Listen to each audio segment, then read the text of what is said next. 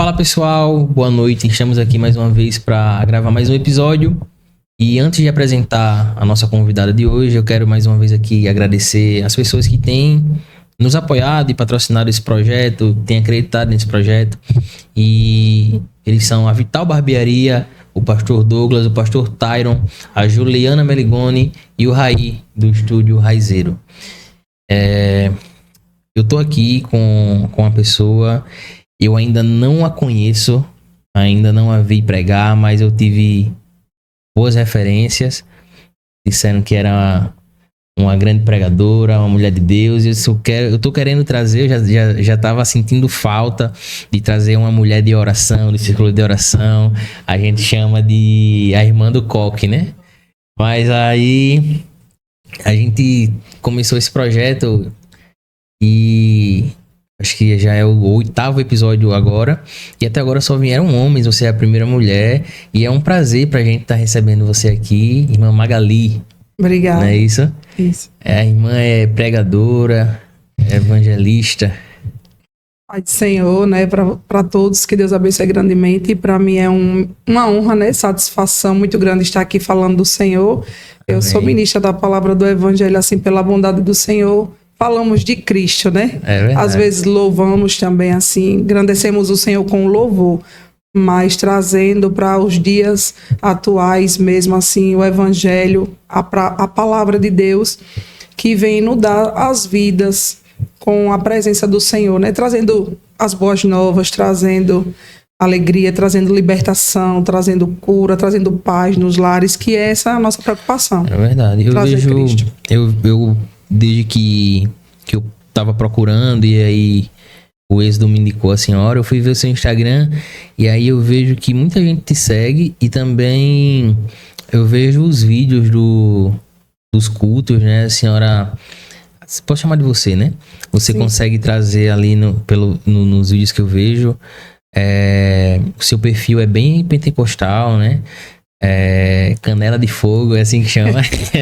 É isso mesmo. Quando eu saí, né? Assim, quando o Senhor me aceitou, não foi que eu aceitei a Cristo. Cristo me aceitou. A senhora toma água com gás? Ou só Sim, sem gás? Eu vou pegar pode ser. Ô, Ju, tu pega aqui, Ju, por favor. Pode ir. Quando eu aceitei a Cristo, assim, eu fiz uma aliança, né, com o Senhor. E eu me entreguei ao Senhor para fazer a sua obra. Eu disse a Ele que eu seria, se eu no mundo era 100%, na presença de Deus eu queria ser 1000%. Né? Porque eu fui muito mundana, eu tive muita liberdade na vaidade e eu ostentei muita coisa, né, que desaprovava a presença de Deus na minha vida. E Como assim? eu participava de festas, né, de bailes. Eu participei muitas das vezes de bebedeira, quando eu não era cristã. Eu também. E quando eu chegava nas festas, não saía logo, né? Dava o meu melhor. Eu passava a noite, às vezes amanhecia o dia, não notava. Não fazia noção do tempo, né? E dava o melhor para mim ali nas trevas, naquilo que não glorificava a Deus, né? E hoje, na presença de Deus, há quem pense ou imagine assim, tá se promovendo, tá se exibindo, tá postando, mas não é uma gratidão, porque só quem sabe de onde saiu, né? E o que Deus fez na nossa vida, só quem sabe é quem pode, quem pode expressar. A gente posta tanta coisa, né? A gente posta um prato de comida, quanto mais posta É verdade. fazendo a obra de Deus, né? Verdade. Tem que postar mesmo, que isso alcança outras vidas e esse é o propósito, né? Esse é o meu propósito, que no meio de 10, se tiver um que veja a glória de Deus, que testifique, porque às vezes o reino das trevas, ele tem facilidade de publicar, né? O que é mal, piada, às vezes são coisas que não edificam, mas eu gosto sempre assim de trazer conteúdos mesmo evangélicos, coisas que engrandeçam o Senhor e que eu seja testemunho, que eu seja esse reflexo, né? Que eu transmita a Deus, que cada um Deus chamou em um propósito, né? Cada um fica na posição que foi chamado. Uns são mais calmos, mas não quer dizer que não tem Deus, que não sirva a Deus e que não é espiritual ou pentecostal, Sim. né? Que ser espiritual e pentecostal não significa só o barulho, né? Sim. Mas é assim, o chamado, como eu vivia assim no mundo e como eu tinha essa liberdade de expressão para aquilo que não exaltava a Deus, hoje na presença do Senhor, para mim isso, para mim é gratificante, para mim é um privilégio enaltecer a Deus com meus movimentos, com a minha voz na pregação. Às vezes eu não me seguro, eu pulo, às vezes eu bato palma, às vezes eu corro, às vezes eu choro. Cara, tu acredita que às vezes eu sou de uma igreja, de uma congregação que é como se fosse uma batista. Ela não é batista porque é ministério individual, mas é como se fosse uma batista. Então, como eu venho de assembleia, mas lá dentro da assembleia ainda, eu era muito... Eu não era de pular, enfim. Só que às vezes tem uma administração que dá vontade do cara dar um pulo, velho. Pelo menos um, assim. É verdade. E aí... É incontrolável e incrível, né? Mas aí eu me seguro, eu tenho vergonha. Não tenha, não. Não tenha vergonha de se expressar na presença do Senhor. Eu lembro de Davi, né? Porque a gente tem que ter vergonha de errar, de pecar. Porque a gente, quando era no mundo, não tinha, né? Essa vergonha de chamar palavrão, de cantar música mundana, de errar. Às vezes eu brinco com as meninas na igreja, quando botam um lenço na boca, na hora de falar em mistério, que estão cheias, aí botam um pano. Aí quando elas terminam, aí eu falo, tire, bote o pano na boca quando for errar, quando for falar alguma coisa errada. Na hora que quando eu for falar mal da irmã. Mas quando a presença chegar, minha filha, aproveite, entre dentro dessa glória, mergulhe, porque você vê ali quando a glória entrou ali na casa, os sacerdotes não se seguravam, saía bolando pelo chão. Tem muito tempo que você está convertida? Que eu me converti ao evangelho mesmo tem 17 anos. Ah, poxa. Mas que eu conheci o evangelho tem 19. Né? Entendi. Eu conheci o evangelho, eu tinha 19 anos. Eu estava grávida do meu filho mais novo, eu incluo ele porque faz parte do meu testemunho. Foi quando eu aceitei Jesus, eu estava grávida de 5 meses de gestação. E o meu filho, ele é filho da salvação. E através dessa gestação, das experiências que eu passei, foi quando o Senhor começou a trabalhar na minha vida. Só que até aí eu não me firmei, né? Eu fiquei só visitando a igreja, era muita dúvida, muita pergunta sem resposta, e eu não tinha ainda certeza do que queria. Aí quando eu achei que estava realmente crente, eu queria ficar crente domingueira, só indo para a igreja aos domingos, e não se firmava porque não saía das distrações. Não queria me desligar das vestes, porque eu não me via, né, uma crente no momento assim, assembleiana, por conta da doutrina, e eu não queria deixar minhas calças. Eu dizia, não, eu não quero vestir saia. Eu tinha muita calça cara e eu não queria me desfazer. Eu quero uma igreja que possa usar tudo. Só que como eu queria usar tudo, mas eu não via a mudança, porque tem gente que tem mais facilidade da libertação. Sim. Mas na minha vida eu já tinha mais uma resistência. Muita resistência. É aquela coisa do o que é fácil para um não é para o outro. Era um apego na vaidade, e eu não conseguia mudança, porque eu entrava na igreja, mas continuava do mesmo jeito. Então eu disse a Deus, eu não quero ficar uma crente de aparência, só tá andando na igreja e continuar do mesmo jeito, porque eu dizia que era crente, mas eu continuava do mesmo jeito, dizia que estava servindo a Deus, mas fazia outras coisas assim, tipo, não tinha um compromisso de estar ali mesmo rendida, com rendição ao Senhor como cristã. Queria ir na igreja quando eu queria, porque eu queria usar o que eu queria, e não queria ainda um compromisso, porque estava pegada na vaidade. Principalmente o que me, trabalhou, o que o Senhor trabalhou muito foi a parte das vestimentas. Porque eu usava muita roupa curta, usava muita calça, a vaidade eu ostentava demais. Eu queria usar todo tipo de cor de cabelo, eu era muito loira, eu ostentava muito assim. Eu sei que tem usos e costumes, mas só que para mim mudar mesmo, eu mudei na Assembleia de Deus, porque foi onde o Senhor teve um encontro e eu consegui renunciar mesmo. Quando eu renunciei, eu fiz um propósito com Deus, e essa renúncia não foi rindo. Sim. Não foi assim, não foi fácil assim. Do dia para a noite cheguei. Não, eu cheguei a me batizar. E quando eu me batizei, eu passei um processo, né? Passei um vento muito grande dentro da minha casa, da minha família, que eu passei ainda uns 3 meses ausente mesmo. Aí dessa vez, aí o Senhor já não foi, já foi mais, vamos dizer assim, a ira de Deus por mim e por nos amar, né? Porque a Bíblia diz em Apocalipse que ele repreende e castiga quem ele ama. Sim. Então foi uma correção e uma punição de Deus. Ele nos ama tanto que às vezes ele permite E o coisas. que foi que aconteceu? Aconteceu que eu tive uma enfermidade de um diagnóstico de dengue hemorrágica. E eu fiquei 12 dias internada, o meu cabelo caiu quase todo. A minha plaqueta foi para 55, eu tomei quase 40 soro complexo B. Isso grávida? Não, já depois de 2 anos, nesse período que eu aceitei Jesus, eu passei quase 2 anos para poder se firmar, oscilando. Entendi. E nessa oscilação, o Senhor teve que me quebrar, né, no leito, permitiu a enfermidade e na dor. Na dor, irmão Luiz, né? Isso. Foi na dor que o Senhor me firmou na rocha. Né? Não foi por isso hoje quando eu tenho uma preocupação de pregar, de ministrar a palavra, falar assim para todo mundo, venha pelo amor, não deixe para vir pela dor, porque não é boa coisa. E praticamente eu não fui de mim mesmo assim com tanto amor, mas eu vi a mão de Deus me arrastando, me amando tanto, como se ele diz assim, eu lhe esperei até agora, filha, mas já como você não veio, eu vou lhe buscar. E quando ele traz, dói. Eu tinha uma prima que a gente perdeu ela na pandemia, né? E aí ela tinha muito disso de... Ela se convertia e daqui a pouco saía de novo. Aí se convertia, saía de novo. E aí eu conversando com o Êxodo. E aí o Êxodo disse que Deus deu um entendimento pra ele, assim. Que Deus tomou ela no momento em que ela tinha se convertido. Porque, guardou, porque sabia que ela não ia se firmar. E a gente acredita nisso. E a gente acredita que ela hoje tá com o pai. Amém. Mas muito por conta disso. No velório dela, a irmã dela foi tomada pelo Espírito Santo. Começou a falar em línguas lá no velório. Foi coisa tipo, pra mim que, assim, eu cresci em assembleia e eu vi muita coisa de realmente que hoje faz tempo que eu não vejo,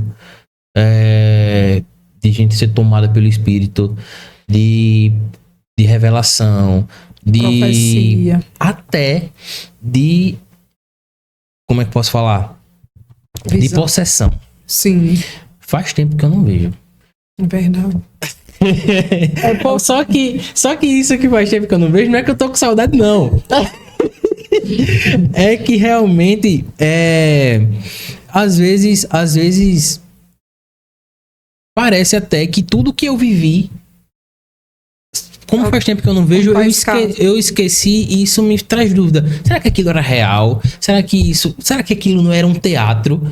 E aí isso me traz dúvidas, assim, enfim. É porque a palavra de Deus diz assim, na atualidade é o cumprimento da palavra de Deus, porque a Bíblia diz que por conta do pecado de muitos o amor esfriarão, em Mateus 24:12, no Evangelho de Jesus Cristo nos ensina isso. Que hoje muitos, assim, pode até estar esperando mudar, melhorar, mas a tendência é piorar. Cada vez mais a gente vê coisas que vamos ficar temorizado, horrorizado e outras vezes não vamos acreditar por conta do escândalo, do pecado. Mas a palavra de Deus também nos ensina, né? Que onde abundou o pecado, superabundou a graça de Deus. E sabemos que essa perseguição na vida de muitos, que hoje você pode não ver uma pessoa se manifestar assim e identificar realmente que é Satanás, como a gente via com mais facilidade, mas você vê as pessoas sendo vitimadas por Satanás, vivendo opressão, às vezes mesmo dentro dos templos, porque às vezes vive de aparência e não quer viver uma libertação, um encontro sincero com Deus. Às vezes só vive vamos dizer assim, quer viver uma vida de religião, mas não quer viver uma vida de libertação. Acha que porque está na igreja, sentado ali, ou cultuando todo dia, já tá bom. Não precisa de mais intimidade, não precisa de buscar, não precisa de enjoar, não precisa de renunciar, porque tem gente que é assim, que quer ser crente de todo jeito, quer estar na igreja, mas quer fazer o que vem na telha, né? Quer fazer, quer desfazer, quer andar em todo canto, andar com todo tipo de gente. Jesus andava no meio, né, das pessoas, mas para pregar o evangelho. Você vê ali em Lucas capítulo 15 que ele se aproximava daquelas pessoas, dos publicanos, né? Antes de a gente entrar no tema, eu quero fazer uma observação ainda sobre isso que a gente tá falando. Teve um dia que a gente foi fazer uma célula na rua, e aí a gente observou que vinha 2 rapazes bêbados na rua, E aí eles encostaram onde a gente tava fazendo a célula. E aí um deles ficou de frente assim. Não, na praça ali em frente ao PV. E aí ficou de frente pro rapaz que tava ministrando a pregação. E aí o líder da célula que tava tocando violão olhou pra mim e fez bem assim: fica de olho nesse rapaz. Aí eu fiquei de olho nele. O cara, assim, pode acontecer, eu não sei se é isso. Às vezes eu tenho quase certeza, eu não posso afirmar, mas eu tenho quase certeza que aquele cara tava endemoniado. O problema é que ele não manifestou. Sim. Ele tava ali e tipo, eu via, porque como o meu líder pediu pra eu ficar olhando pra ele, eu fiquei olhando pra ele e eu via o olho dele, tipo, revirando e tal. Só que ele não manifestou e ele ficou ali parado na frente do menino que tava ministrando. Aí depois ele sentou no banco. Aí quando falava assim alguma coisa, tipo, Jesus ia fazer isso, Jesus ia fazer aquilo. Aí ele fazia assim, meio com desdém. Não sei o quê. Aí, tipo, só que ele ficava calado, não manifestou. Aí daqui a pouco ele se levantou e foi embora. Aí, por um tempo, assim, aquilo ficou na minha cabeça, aquele olhar dele, sabe? Eu disse, não, tenho certeza que aquele cara tava. Se chegasse perto dele ali pra falar alguma coisa, podia ser que, enfim. Mas eu acho que tem acontecido isso, assim, das pessoas. Ter pessoas que estão com possessão, mas não tá manifestando. Porque eu acredito, é uma teoria minha, tá? Acredito que a gente, assim, não tô generalizando, né? A gente tá tão frio e tão que ele não tá incomodado. Ele não tá incomodado. Tá faltando, né? Beleza, tô aqui. Faltando autoridade que só vem com as ferramentas de Efésios 6. Já tá. Né? Em Efésios 6, do 11 ao 13, diz que precisamos, para ter essa autoridade, precisamos de um revestimento. Às vezes, tem uns que oram, mas não tem a coragem, né? De chegar até diante do adversário e repreender. Sim. E tem outros que têm medo mesmo, não chega nem perto, sabendo que é o nome de Jesus que tem a maior ferramenta. Você vai ver que Davi, ele disse, eu vou adiante de ti, né? Em nome do Senhor dos Exércitos. Ele disse o gigante, você vem contra mim com escudo e lança, mas eu vou adiante de ti. Então, antes do gigante vir, ele já foi primeiro.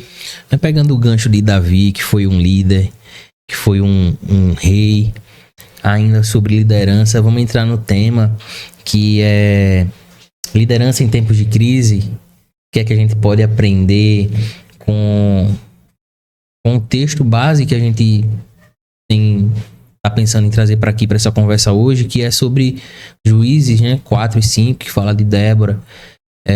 E como eu vinha conversando com a senhora mais cedo, eu tive uma observação assim muito particular que me gerou curiosidade, porque a gente ouve falar, principalmente em igrejas mais tradicionais, onde eles não dão o título de pastora para mulheres, porque eles tiram, eles têm como base para essa decisão um texto lá que diz que a mulher fica proibido ensinar.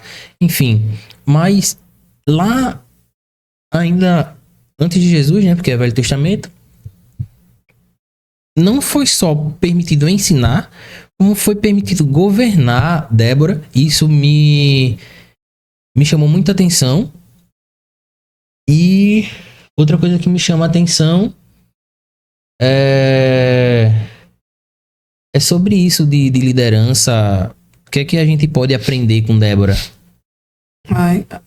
Foi um declínio espiritual, onde tinha um homem, né, um chefe, que no momento estava sem liderar, porque não havia mais escudo nem lança entre Israel para o povo de Deus, né? Sobre a questão da liderança, ela já era uma líder nato. Só que antes de Débora liderar, não dando respaldo assim para pastorear, porque a Bíblia não dá mesmo esse respaldo para a mulher ser pastora, né? Até aqui, assim, no contexto da palavra. Mas eu acredito que assim, Deus, ele conta com os disponíveis, né? Muitas mulheres hoje estão liderando e lideram em igrejas, porque às vezes não tem homens que vai e Deus leva as mulheres. No caso, era uma situação de contexto também, da época, onde ali era um período que as pessoas estavam apostatando da fé. Isso. É isso, mais ou menos? Isso foi há mais ou menos um período que já faltava juízes, porque Josué tinha morrido, né? E depois da morte de Josué, agora não tinha mais juízes, não tinha liderança mais, faltou ali sacerdócio, faltou agora liderança, né? Depois da morte. E justamente nesse período, essa mulher chamada Débora, né? No capítulo 5 de Juízes, o versículo 7 e 8, no capítulo 5 é a composição de Débora e de Baraque. Pode ir pegando. Mas aqui no versículo 8 diz que cessaram as aldeias e cessaram os caminhos em Israel, até que eu, Débora, eu me levantei por mãe de Israel. Me levantei eu. Quer dizer que você vê que ela não precisou de um incentivo. Ela tomou um posicionamento em um dia improvável, em tempos improváveis, né? Onde havia um declínio espiritual, moral. Ninguém né? queria fazer. Ninguém ia, porque o povo, agora a nação de Israel, começaram a copiar as nações vizinhas, né? E começaram agora a se desviar do caminho do Senhor, fazendo tudo o que era errado, tudo que era mal diante dos olhos do Senhor. No capítulo 4 de Juízes, você vai ver aqui que, porém, os filhos de Israel foram contra o Senhor e faziam o que parecia mal aos olhos do Senhor. Então, eles agora começaram a fazer tudo de novo. Tinha juiz, eles estavam crentes. Tinha um líder, estavam crentes. O líder saía, morria, se ausentava, voltava de novo. Só que justamente nesse período de desobediência foi quando veio uma grave consequência, né? Eles pecaram, se desviaram do caminho do Senhor, mas tinha esta mulher, Débora, que no capítulo 4, versículo 3 e 4 diz assim, que Débora, ela estava debaixo das... Diz assim, então, no versículo 3, então os filhos de Israel clamaram ao Senhor, porquanto Jabim tinha 900 carros de ferro, e oprimiu o povo de forma violentamente. Nesse período, o inimigo entrou sobre essa oportunidade de desobediência e matava as crianças, sacrificava as crianças nos templos por ordem de Jabim. E Jabim também tinha uma autoridade, um chefe, um líder de batalha dele, que era, o nome dele se chamava Císera, né? E ele era o que governava, fazia ali, era um dos líderes de Jabim. E diz aqui no versículo 4, Débora, mulher profetisa, mulher de Lapidote, julgava Israel naquele tempo, habitava debaixo das palmeiras de Débora. Ela habitava debaixo das palmeiras que nomeava o seu próprio nome, e aonde a mesma foi sepultada. Eu achei que o nome... Eu li sobre isso das palmeiras, eu achei que esse nome Palmeiras de Débora tinha sido dado após, tipo assim, depois por ela já fazer um trabalho ali, aí ficou conhecido através dela. É isso mesmo? Ela tinha um trabalho, sim, debaixo das palmeiras, que ficava nas regiões montanhosas, né? Nas regiões altas, nas montanhas de Efraim. E lá ela tinha um trabalho excelente que está escasso hoje na vida de muitos e nas igrejas, que era orar. Ela orava debaixo das palmeiras que davam o seu próprio nome, e ali o povo subia a ela em juízo para clamar a ela por socorro, pedir para que ela orasse ao Senhor que trouxesse a paz. No capítulo 4 diz, né, ela julgava naquele tempo e habitava debaixo das palmeiras. No versículo 5 diz, nas palmeiras de Débora, entre Ramá e Betel. Betel é casa de Deus. E ela estava lá nas montanhas de Efraim. Os filhos de Israel subiam a ela em juízo. E ela, ali naquele momento, enquanto ela orava, Deus se revelou a ela, para ela chamar Baraque e dizer a ele que subisse ao monte, depois descesse para o ribeiro, porque Deus ia dar estratégia a ele com 2 tribos, de Naphtali e de Zebulon, para guerrear contra os inimigos de Jabim, que era e Císera, para derrotá-los. Só que a vitória não seria a honra não seria para ele, seria para uma mulher. Nesse exato momento, quando ela estava orando, Deus autoriza ela. No versículo 6 diz assim, E enviou e chamou Baraque, filho de Abinoão, de Quedes de Naphtali, e disse-lhe: porventura o Senhor Deus de Israel não lhe deu ordem, dizendo: vai e atrai gente para o monte Tabor, e toma contigo 10.000 homens da tribo de Naphtali e Zebulon, e atrairei para o ribeiro de Quizon, e Císera, capitão do exército de Jabim, com os seus carros e com as suas multidões, e o darei nas tuas mãos. O significado do nome de Císera significa ordem de batalha ou guerreiro invencível. E esse homem, ele não deixava ninguém sair ileso da guerra. Morria todos. Por quê? Além deles, você vai ver que o versículo que a gente leu, versículo 8, 7 e 8, cessaram os caminhos e as aldeias porque o povo agora estava em caverna, o povo estava com medo, o povo estava em montanhas, o povo não saía mais, o povo não vivia mais, por causa da opressão do inimigo. E essa opressão veio através do pecado. Mas Deus se utilizou desta mulher que se levantou, né? Ela tomou um posicionamento num dia difícil. Antes dela ser chamada de juíza, ela já tinha um cargo eclesiástico na sua casa, né? Como dona do lar, mulher de Lapidote, que se encaixa em Provérbios 14, a mulher sábia edifica e a tola destrói. Mas ela não tinha só esse posicionamento de mulher sábia, ela também tinha um cargo eclesiástico, vamos dizer assim, no dia de hoje, espiritual. Ela já era uma profetisa. Ela já profetizava já no nome do Senhor. Entendi.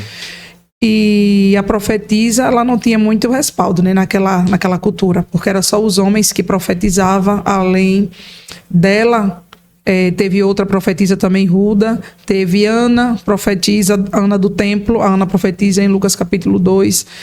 E ela foi justamente ali, se levantou no capítulo 5. E o versículo 12 diz assim, ela cantando, né? E agradecendo a Deus, foi um cântico de vitória. Ela dizia assim no seu cântico, ela diz: desperta, desperta, Débora, desperta então um cântico, e levanta-te, Baraque, e leva preso teus prisioneiros, tu, filho de Abinoão. E aí esse Baraque, ele afrouxou na hora que ela deu a ordem? Ele afrouxou. Segundo Flávio José, foi ele na hora que viu a quantidade dos inimigos e viu a quantidade de carros, carros de ferro, que era 900, né? Uma infantaria enorme de inimigos. E dentro disso, cada roda daquelas carroças tinha lanças de Sim. ferro que dilaceravam o povo. E em cada carro tinha 2 cavalos. Então, quando o Baraque viu aquilo, ele disse que não ia, né? Ele falou aqui no versículo 7, diz assim, o 8 diz assim: e disse-lhe Baraque, se não fores comigo, então disse-lhe Baraque, se não fores comigo, eu não irei. Aí diz Débora, no versículo 8, diz assim: certamente eu irei contigo, porém não será a tua honra. Pelo caminho que levas, pois a mão de uma mulher, o Senhor dará a Císera. E Débora se levantou e partiu com Baraque a Quedes. Ela foi com ele, né? Então ela foi intercedendo. Era Baraque ali diante dos inimigos, e ela clamando. Só que ela disse: eu vou, Baraque, com você, não seja por isso. Eu estou do seu lado, mas a honra não será tua. A honra será de uma mulher. Que seria ela? Quando a gente vê essa palavra, a gente pensa que é ela, né? Mas não é. Não? Não. Não é.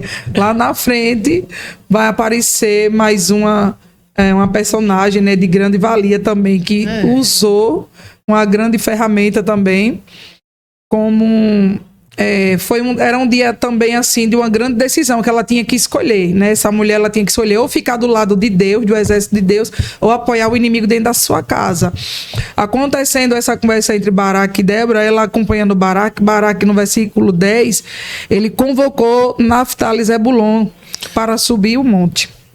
Eu trazendo assim para os dias de hoje, tem algumas coisas que a gente, até por educação mesmo, a gente sente um incômodo, e aí a gente sente que precisa fazer algo por aquilo, para resolver aquela situação, mas aí a gente não toma uma decisão ou não toma um posicionamento, e a gente espera uma ordem, por exemplo, sei lá, de um pai, de um pai, de um pastor, de alguém que a gente tenha uma confiança, ou que exerça uma certa uma certa hierarquia sobre nós, autoridade sobre nós. Como identificar? Eu acho que a própria pergunta ela já se responde, porque eu ia perguntar como identificar um momento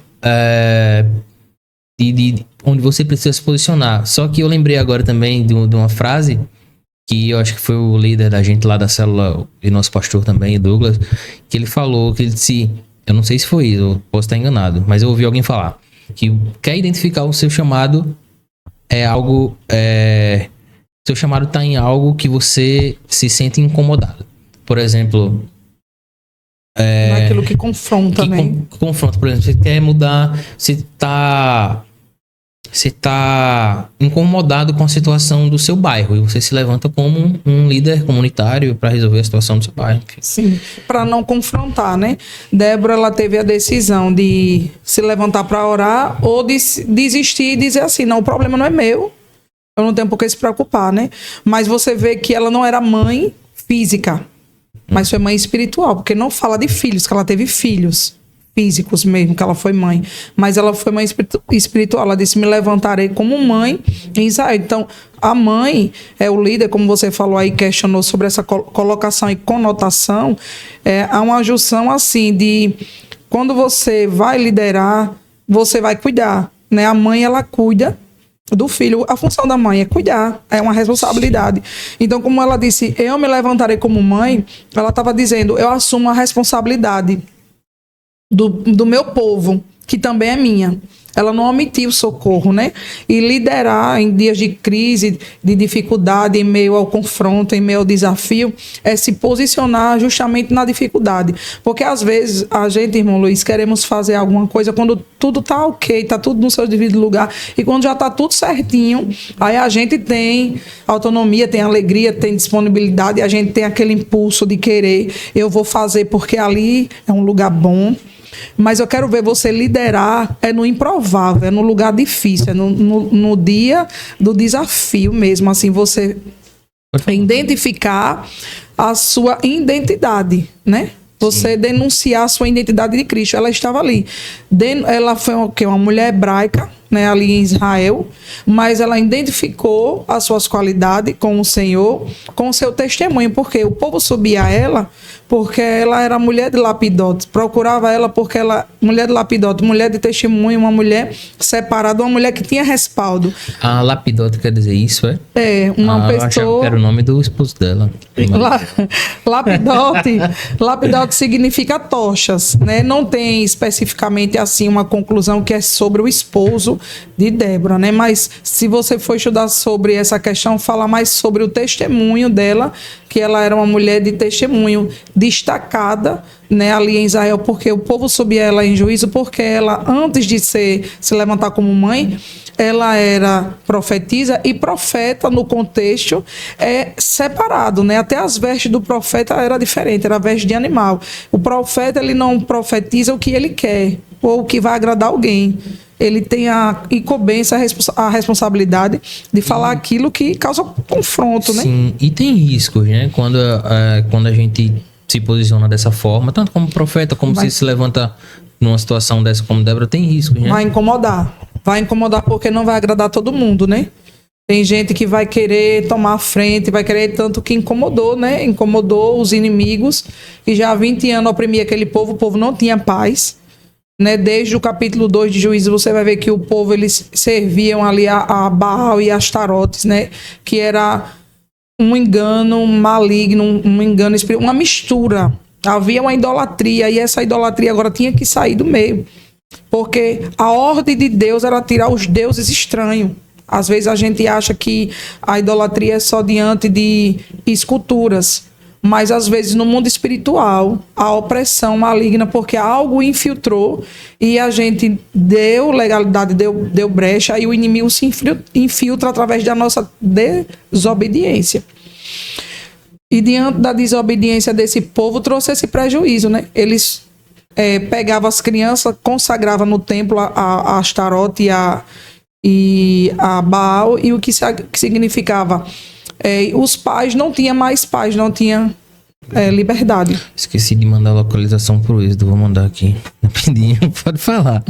Então eles ficavam cada vez mais em aperto, né? Eles faltaram voz espiritual, faltou algo que no momento que era para realmente eles exercer, eles deixaram de lado, que foi a obediência, né? Obedecer o nome do Senhor. Diz aqui em Juízes capítulo 2, versículo 12, diz assim: e deixaram o Senhor, Deus de seus pais, que os tirou da terra do Egito, e foram após a outros deuses, entre os deuses das cidades vizinha deles, e se curvaram e provocaram a ira de Deus. No versículo 13 diz: porquanto deixaram o Senhor e serviram a Baal e a Astarote, pelo que a ira do Senhor se acendeu contra Israel, e os deu na mão dos seus roubadores, e os roubaram, e os entregou na mão dos seus próprios inimigos ao redor, e não puderam mais estar em pé diante dos seus inimigos, porque onde quer que eles saíram, a mão do Senhor era contra eles, para o mal. Como o Senhor tinha dito e como o Senhor lhe tinha jurado, estavam agora em grande aperto. E levantou o Senhor juízes que os livraram da mão dos que o roubavam. Imagine agora, há quem diga assim: e Deus quer o mal? E Deus permite o mal? Não tem gente que diz: Deus não quer o mal para ninguém. Realmente ele não quer a gente que procure as nossas consequências. Sim. Né? E nesse exato momento, eles estavam vivenciando agora, eles estavam vulneráveis na mão do inimigo. O inimigo fez o que quis, zombou, matou, destruiu, e Deus, por conta da desobediência, ele permite. Permite morte, permite reboliço, porque a glória é dele, ele não dá a glória dele a ninguém. Quando eu li aqui no capítulo 5 e versículo 8, diz assim, o 11 diz assim, ó: onde se ouve o estrondo dos flecheiros, entre os lugares onde se tira água, ali falai da justiça do Senhor, da justiça que fez as suas aldeias em Israel. Então o povo do Senhor descia as portas. No versículo 13 diz assim: então o Senhor fez dominar sobre os magníficos entre o povo o que ficou de resto. Fez-me o Senhor dominar sobre os valentes. Olha a vitória, o que Deus fez através de uma mulher que nesse dia de ruína, nesse dia difícil, decidiu obedecer à voz de Deus, né? Não tinha, no versículo 8 do capítulo 4 diz assim, ó, no versículo 8 do capítulo 5 que a gente leu, perdão, Sim. né? Eles escolhiam deuses novos e logo a guerra estava às portas. Por conta que queriam substituir Deus, esqueceram dos feitos de Deus. Mas a gente vive fazendo isso, né? Até hoje você vê a gente que se vive repete. fazendo isso, né? Deus coloca a gente numa situação melhor, daqui a pouco a gente esquece de Deus.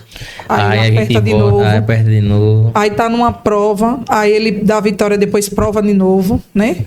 E você vê que os israelitas, eles estavam desarmados, né? Faltavam sobre eles ali, faltava lança e escudo. Agora, onde era que estava essa lança e esse escudo? Na mão do inimigo.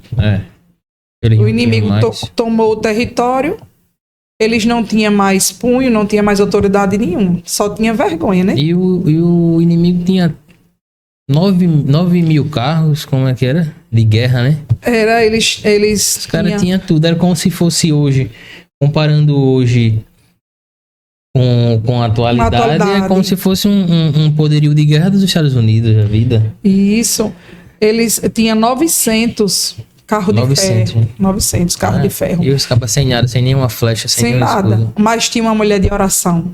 Tinha uma mulher liderando no mundo espiritual. Que até a Bíblia, que até aqui no Cântico de Débora, diz que até as estrelas, né, quer dizer, até o mundo, a atmosfera entrou em guerra por eles. Tem alguma alguma... A gente tá falando de oração e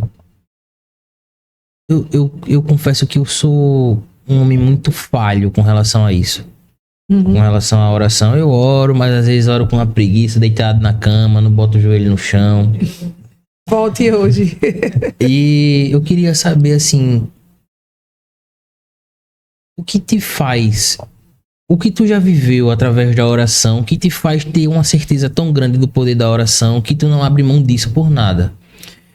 Tem Amém. alguma experiência? Tenho várias, não dá para contar todas, mas eu vou frisar uma que é muito impressionante, né?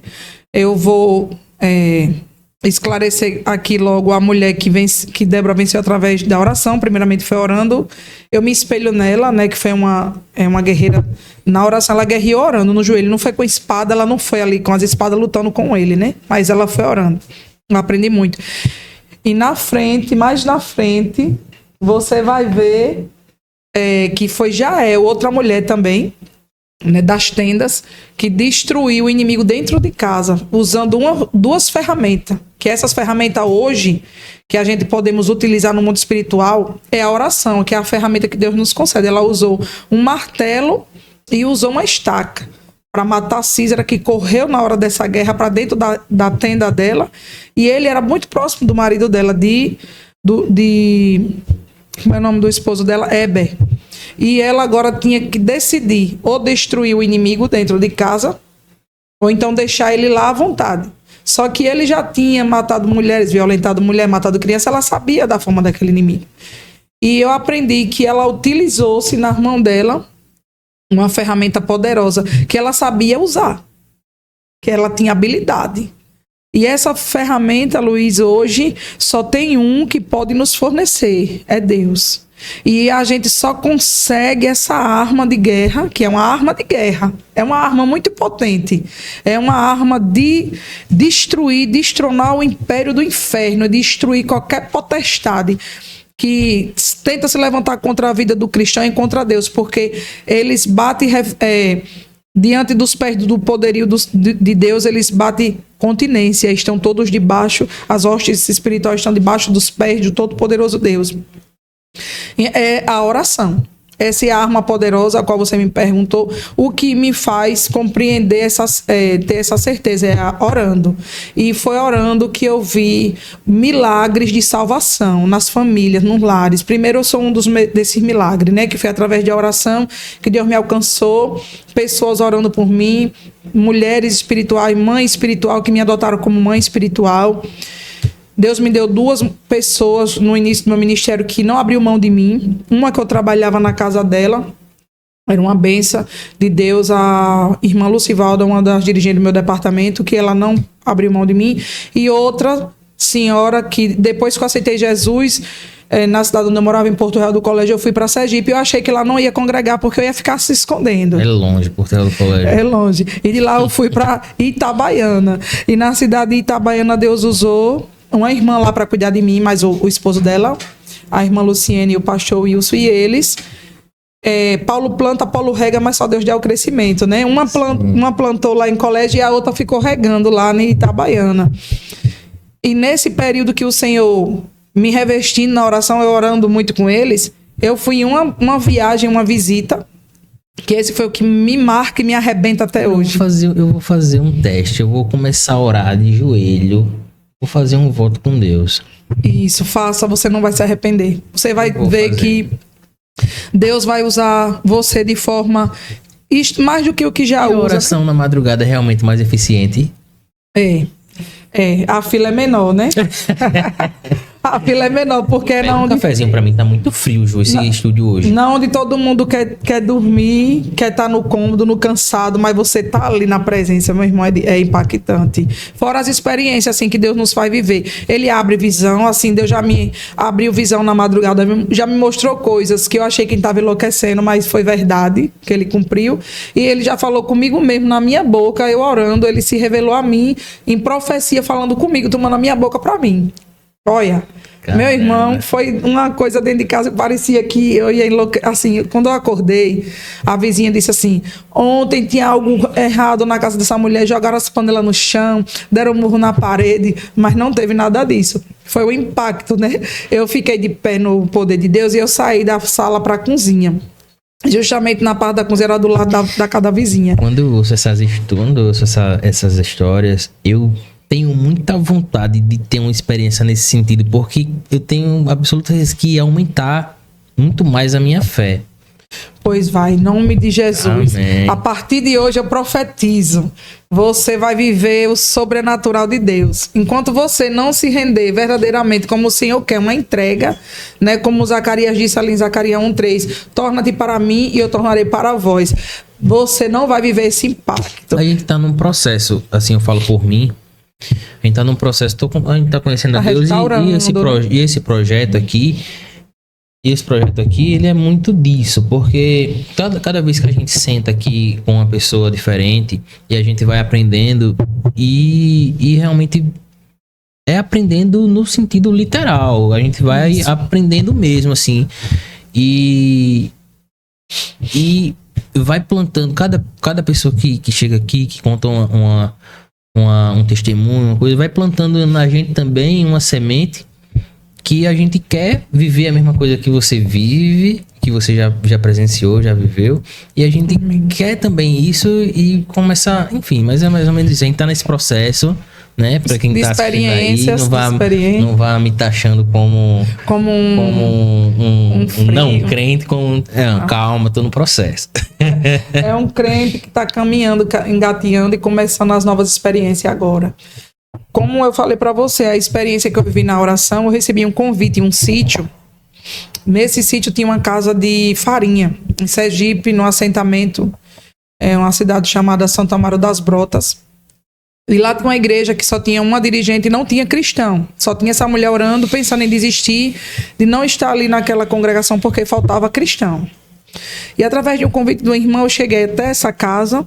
E quando a gente chegou lá, a gente conheceu um rapaz que estava enfermo. Ele tinha caído, tinha batido com a cabeça. E nesse exato momento que a gente chega, com poucas horas, nos convidaram para orar por ele. Porque ele estava bem ruim. E a gente foi orar por ele e fizemos o apelo. Ele aceitou Jesus num dia. No dia que a gente fez o apelo, no dia que a gente orou, ele aceitou Jesus de joelho. Se entregou ao Senhor, uma coisa linda. Só que no outro dia eu já vim embora com a irmã que me levou. E uma das irmãs que estava com a gente, que foi eu e mais duas, ela torceu o pé justamente na hora de vir embora. E a gente acabou ficando. Quando ela torceu o pé, nos falaram que o rapaz que aceitou Jesus tinha piorado. Estava cada vez mais pior. E ali o Senhor me colocou, eu fiquei na casa daquela mulher e o Senhor colocou em meu coração para a gente ir orar naquele rapaz, mais uma vez, porque Deus queria fazer uma obra com ele.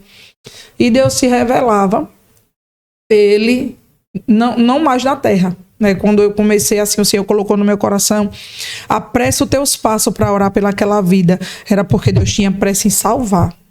E Deus me disse assim, eu não vou curar, porque ele não vai me servir, eu vou levar. Eu olhei para a família, não podia dizer isso. E fiquei agoniada para querer... Situação. A vontade era de vir embora, de botar a mão na cabeça e correr. Só que Deus usou uma irmã antes de eu ir para essa viagem e deu uma revelação à irmã que eu até questionei, eu não entendi. Deus deu uma visão, porque visão está na operação do próprio Deus, né? Não é dons. E disse assim, o Senhor coloca nas tuas mãos um coco. Esse coco está seco e dentro ele já virou lama. Aí eu disse, um coco. Ela disse, não é material. Não pense que é um coco que você vai tomar água. Não. Esse coco, irmã, representa alguém que não tem mais vigor dentro. Só está por fora. Aí quando chegou lá, o pessoal disse, ele não gosta muito de crente, ele recebeu a oração, mas ele não quer que ninguém se aproxime dele. Ele não aparta de um facão, ele só vai com o facão de lado. Faz medo da gente pregar e largar o facão na pessoa, que ele já estava meio ruim. Aí ele mirou de lá e disse, mas eu só queria que uma dali, daquele meio viesse. Aí eu, na mente, só não, que não seja eu, Senhor. Aí você Aí ele já virou logo. É você mesmo, é aquela dali. Eu, não, irmão, mandei essa daqui com a amiga que estava do lado. Aí ele... É aquela irmã, aquela dali, eu quero aquela. Se ela orar em mim, eu quero. Menino, Mas foi uma experiência tão grande que quando Deus me colocou diante dele para orar, Deus me tomava com as mãos assim, batendo sobre ele. Não tinha muita palavra, mas Deus me deu na mente a memória da visão que a irmã teve do coco, que o coco estava por dentro duro e dentro por fora duro e dentro estava lama. Aí o Senhor dizia assim, estou quebrando. Após você acredita que nesse mesmo dia, né, o Senhor preparou ele, no outro dia ele partiu, ele aceitou Jesus num dia, no outro a gente orou e no outro Jesus guardou ele. Só que através dessa salvação dessa vida, Deus alcançou 30 pessoas numa casa de farinha. Justamente os crentes que a irmã estava orando para encher a igreja. Lembra que eu falei que tinha uma irmã que era dirigente de ciclo de oração e não tinha crente na igreja dela? Sim. Então, se eu não me engano, a irmã Edilza é o nome dela. E nesse período, a gente começava, o povo começou a aceitar Jesus lá, a gente começou a interrogar, e esse povo vai para qual igreja? Aí a irmã que estava do meu lado procurou a irmã dela e disse, aqui tem uma igreja próximo. Bem aqui, lá tem um povoadozinho e eles caminhavam um pedacinho de pé, mas tinha essa igreja lá. Menino, eu sei que eles se levantaram, procuraram essa igreja, eles mesmos arrumaram a igreja, compraram cadeira, compraram som. As irmãs que aceitaram Jesus, cada uma foi convocada para ser dirigente do ciclo de oração, casaram lá nessa igreja, me chamaram, eu fui para o casamento delas. Uma hoje é dirigente lá na cidade de Itabaiana, uma é lá, a irmã Meire é lá nessa igreja de Santo Amaro das Brotas, e a irmã dela, Cícera, é de Itabaiana, e elas foram alcançadas pelo evangelho através dessa oração, né, nesse lugar, nesse assentamento lá, e esse primo delas partiram para o Senhor, e depois que esse primo dela recolheu ele, botou temor nos outros da família, e eles hoje, a maioria são casados, a maioria estão congregando. Deus libertou, o Senhor tirou vários altares. O Senhor tirou os deuses estranhos do meio. Eles mesmo tiraram com a mão deles, saíram quebrando e jogando fora, tributando a glória só para Deus. Sim. E uma igreja fez outra igreja. Esse povo já ganhou meio mundo de gente. A gente veio embora, mas a obra continuou lá. E tá uma coisa linda. Só de criança, já tem várias crianças. Logo quando a gente foi para lá, tinha umas 20. Eu acho que hoje tem mais, umas 30 ou 40 crianças. E o que dizer para quem se sente pequeno demais para realizar uma coisa grande como essa? Dizer que o que está em nós é maior do que o que está lá fora, né? No mundo, como a Bíblia diz, que é a presença de Deus que está na nossa vida e que nos garante isso. Como Paulo disse que foi dado dentro do vaso de barro a excelência do poder de Deus. Então, dentro de nós, nós não temos nada para se vangloriar, mas a presença de Deus garante isso, porque ele diz no seu evangelho, eis que vos dê poder para pisar em serpentes e escorpião. Então, no meu nome falará nova língua, no meu nome expulsará os demônios e no meu nome curará os enfermos. O que eu quero dizer com isso? Para quem se sente fraco, não usar autoritarismo, não se autoproclamar, não dizer que é e que faz, mas usar o nome de Jesus. Porque Jesus, quando passou com os discípulos, eles viram de longe um homem expulsando o demônio, mas no nome de Jesus, mas não fazia parte do nome de Jesus, embora que lá na frente, né, os demônios oprimiu, bateu neles, né, tudo lá no livro de Atos está dizendo isso, que passavam e diziam assim, Jesus, eles estão ali, os discípulos no evangelho disseram, Jesus, tem um povo que está ali e os discípulos estão perdão. Nada. Eles estão expulsando os demônios no teu nome. É porque essa cena é um pouco engraçada, quando eu lembro. Aí o que é que acontece? Jesus disse, se eles não é contra mim, eles é por mim. Porque ele estava usando o nome de Jesus, né? Então, sim, não era o homem que estava fazendo aquilo. Não era o homem. Mas no livro de Atos, fala também que teve um pessoal que ficou se exaltando e foi expulsar os demônios, e os demônios bateu neles, né? Bateu, deixou eles sem roupa. Eu acho que eu tenho uma lembrança desse não tem. Texto aí. Se eu não me engano, é no capítulo 9. Se eu não me engano, se não me falha a memória, que eu ando muito esquecida, velhice chegando. Ah, que é isso. Deixa eu ver, eu acho que é o capítulo 9 mesmo. Deixa eu ver se é aqui. Eu quero fazer depois um episódio falando só da importância de círculo de oração nas igrejas. Sim. Se a senhora puder indicar alguém para vir para cá, eu vou ficar... Com certeza. grato, né? Eu vou indicar, sim.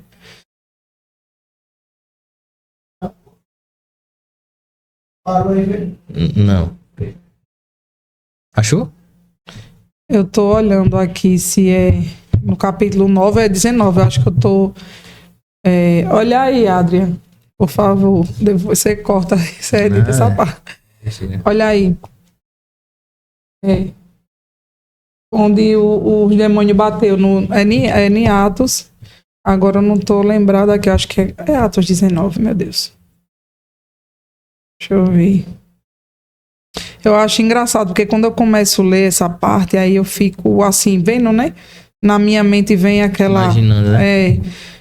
Eles queriam dar uma de autoridade. E o versículo? Olha aí. Atos 19.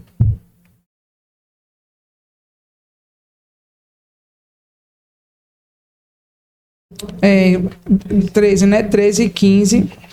E alguns dos exorcistas judeus ambulantes tentavam invocar o nome do Senhor Jesus sobre os que tinham espírito maligno, dizendo: conjuro-te-vos por Jesus, a quem Paulo prega. Quer dizer que o nome do Senhor é tão poderoso, o que eu acabei de falar para você agora. E até quem não cria em Jesus, que não crê em Jesus, que são os judeus, quando usaram o nome dele... nome de Jesus. E até ele dizia assim, no nome do Deus de Paulo, quer dizer, não no nome de Jesus, mas sabia que o Deus de Paulo era poderoso, né? Só que eles às vezes eles usavam o nome do Senhor de todo jeito. E tem gente no dia de hoje que acha que é só dizer que é crente ou andar na igreja e já tá tudo ok. Aí não ora, porque o revestimento é na oração, né? Não quer ter um compromisso na oração, aí fica desprotegido, né? Fica sem proteção, porque a proteção, o revestimento é as armaduras de Cristo, né? As armaduras de Deus, como diz Efésios. Aí diz assim, no versículo 15: respondendo, porém, o espírito maligno disse: conheço a Jesus e bem sei quem é Paulo. Olha aí. Repara o que os demônios... Será se os demônios sabem quem ora e quem não ora? Sei quem é Jesus e sei quem é o Deus de Paulo. Respondeu ele, os espíritos malignos. E sei quem é Paulo. Mas a vós eu não te conheço. Olha. Outra tradução vai dizer: e vós quem sois? Sim. Aí no versículo 16 diz assim. Aonde, né? E no versículo 16 diz assim: e saltando neles, quer dizer, os demônios, né? Os espíritos malignos voaram em cima deles, desses tal exorcista judeu que invocava ali o nome do Senhor, andava ambulantemente ali dizendo que estava expulsando os demônios de todo jeito. Aí o que aconteceu? No versículo 6, saltaram neles, sobre os homens, saltando nele os homens que tinham o espírito maligno, assenhorando-se deles, mais do que eles, de tal maneira que nus e feridos fugiram daquela casa. Saíram nus, né? E foi isto notório em toda aquela habitação, onde habitavam em Éfeso, tanto judeu como grego, e caiu temor sobre todos eles, e o nome do Senhor Jesus foi engrandecido. Tá vendo? A vergonha, né, que o inimigo fez. Sim. Escandalizou notoriamente. Foi notório aquilo que eles saíram nu e feridos. Quer dizer, arrancaram a roupa deles, bateram neles e fizeram eles sair pela rua nu, caminhando ali envergonhado, né? Então, quando você olha, é por isso a necessidade de orar, né?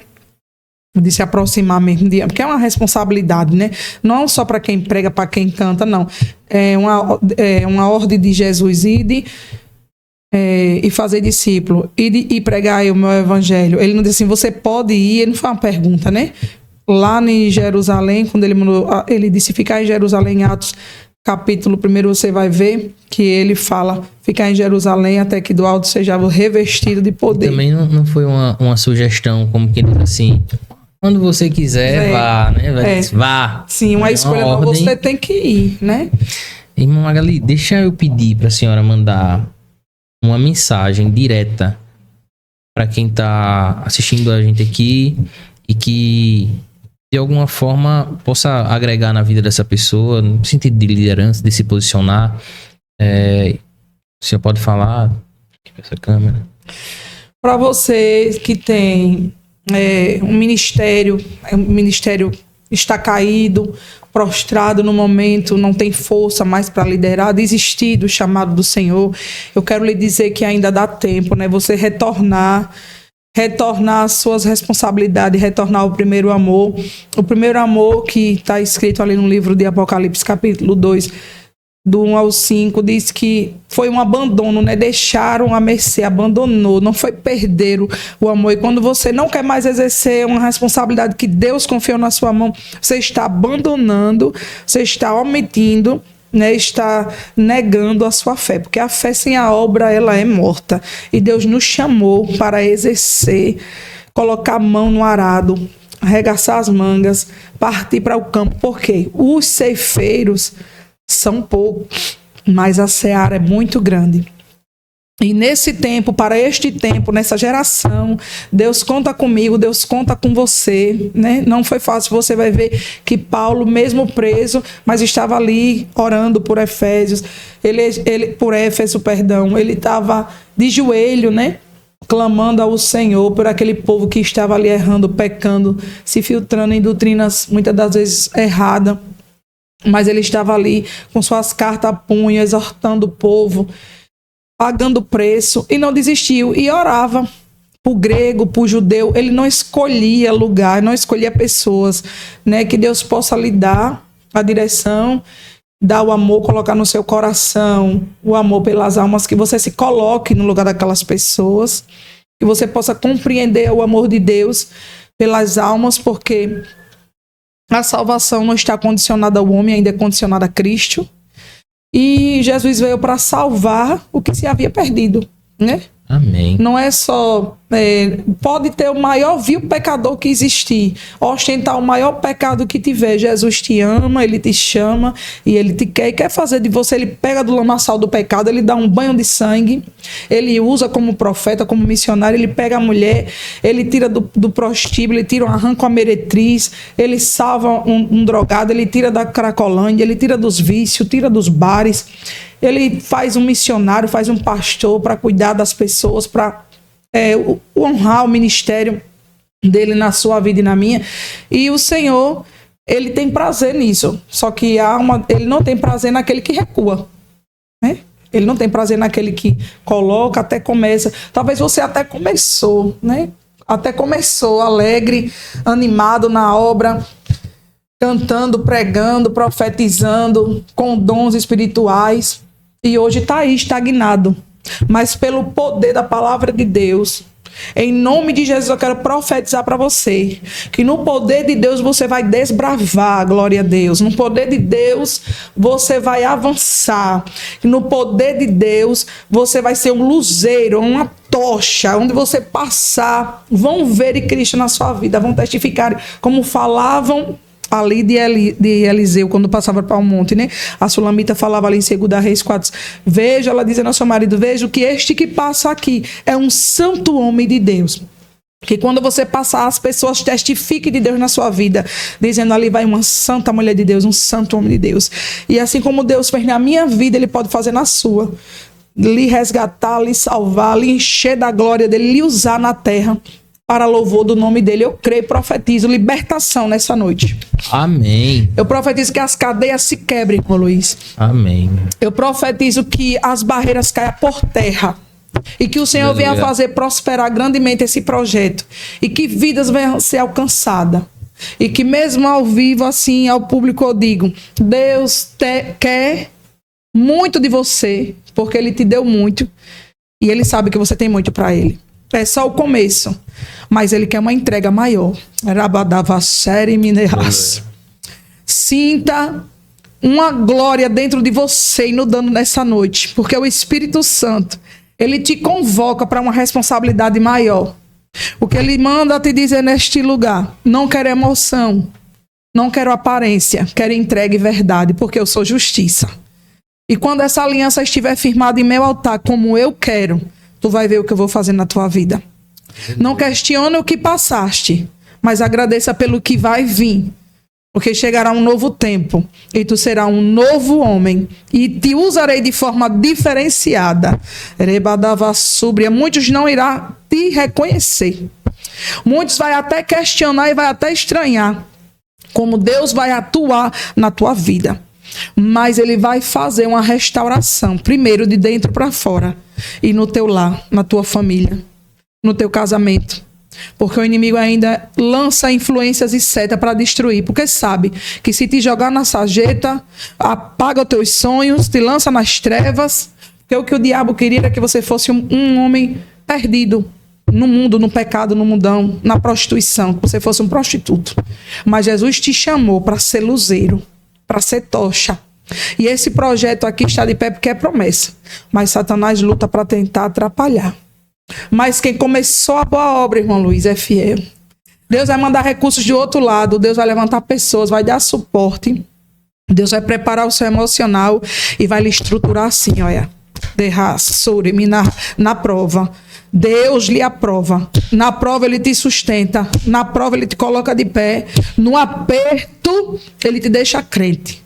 Tu não está entendendo o momento do aperto, o momento da dor, o momento da perda. Tu estava aqui rindo, mas o Senhor estava me mostrando aqui que você estava rindo por fora. Simplesmente para honrar esse compromisso. Mas o seu coração está moído e cortado por dentro. Quem te vê nem imagina, nem compreende as noites de interrogação, de choro, de lamúrias, de labuta. Aramadavassúria. Mas no nome de Jesus eu profetizo boas novas. Que a conquista que o Senhor já sonhou para você, que está no coração de Deus, venha se concretizar para louvor do nome do Senhor, através do seu desempenho, da sua obediência e daquilo que Ele confiou na sua mão. E o que vier na sua mão, irmão Luiz, tudo que o Senhor vier colocar na tua mão, não recua. Tu já pagou o preço que tu já recuou uma vez. E o Senhor diz, o que eu colocar na tua mão, não recua. Porque hoje foi uma noite de um encontro, foi diferente. Foi uma ordem de Deus. Você viu que foi grande embaraço, houve muitas divergências para a gente chegar. Foi umas 3 vezes, marca, mas não marca, vai, mas não vai. Mas como todas as vezes que você me convocava, eu orava e eu dizia, Deus, o que é que eu vou fazer ali? E o Senhor dizia, deixava no silêncio. Eu só preparei a palavra. Mas quando eu sentei nessa cadeira, Ele abriu o leque da revelação. Tem nova história. Quando eu estava a caminho de encontrar a senhora, eu pedi para Deus. Amém. Disse, Deus, que o Senhor usa, eu vejo o Senhor usando a irmã Magali para falar com tanta gente. Glória a Deus. Usa ela para falar comigo. Louvado seja Deus. Eu não comentei nada com a senhora, né? E não. Nada a senhora. Glória a Deus. Receba a força, meu irmão. Amém. O céu tem mais para ti. Conta contigo e quer muito mais de ti. Só obedeça e faça o que Ele te manda, que tu vai ver o que Ele vai fazer na tua vida. Em nome de Jesus. Amém. Vamos fazer uma oração? Soberano Deus e eterno Pai, eu louvo ao Senhor por esta noite estar aqui, Senhor, nesse estúdio, com teu filho, com a tua filha, Senhor, que está aqui nos auxiliando nos bastidores, com o meu filho também que me acompanha, Senhor, com teu servo também que está chegando. Ó Deus querido, queremos tributar a ti este trabalho, engrandecer o teu nome e louvar o Senhor pelo que o Senhor dispensaste para nós nesta noite. Senhor, reveste o teu filho, Pai. Irmão Luiz, toma a sua vida, não que não esteja nas tuas mãos, mas que o Senhor restaure por completo os seus sonhos e projetos, sua esposa, Pai, sua saúde, dando a ele suporte, Pai, para ele prosseguir na caminhada, levando a tua presença, porque eu sei que o Senhor tem muito mais para a vida dele. E assim eu creio, glorificando e exaltando o teu santo nome, em nome de Jesus. Amém. Pessoal, quero agradecer a cada um de vocês que acompanhou, que está acompanhando a gente. Agradecer mais uma vez aos patrocinadores, né? O Vital da Barbearia, o Pastor Douglas, o Pastor Tyron, a Juliana Meligoni, Storymaker, e o Raí, do estúdio Raizeiro. E falar o que agora? Encerrar esse episódio. Eu quero também deixar a saudação de paz, né, para os meus líderes, se você me permitir a exceção. Meu pastor Arnob, irmã Antônia Soares de Lima, meu pastor da congregação, presbítero José Antônio, e a minha coordenadora, irmã Ana Cecília, meu esposo também, que é um apoio no meu ministério, tem me apoiado, tem estado do meu lado me ensinando. Hoje eu não seria o que sou, não teria tanto do que tenho, se não fosse primeiramente Deus e Ele na minha vida, que tem me ajudado, me auxiliado nessa caminhada. Eu devo muito ao meu esposo, que também é um homem de Deus, pregador Eliel Santos. Eu deixo aqui o meu abraço para ele, né? E minha dedicatória. Deus continue também abençoando a vida dele, em nome de Jesus, pela intercessão da vida dos meus filhos, do meu filho que está aqui, que é um intercessor do meu ministério. Eu louvo a Deus pela vida de vocês, né? Pela vida da irmã Juliana. Deus abençoe grandiosamente mais. Um abraço para sua esposa. Aniele. O irmão Êxodo, daqui a presbítero Êxodo também. Deus faça prosperar em tudo. Amém. Em nome de Jesus. Gratidão. É isso. Obrigado.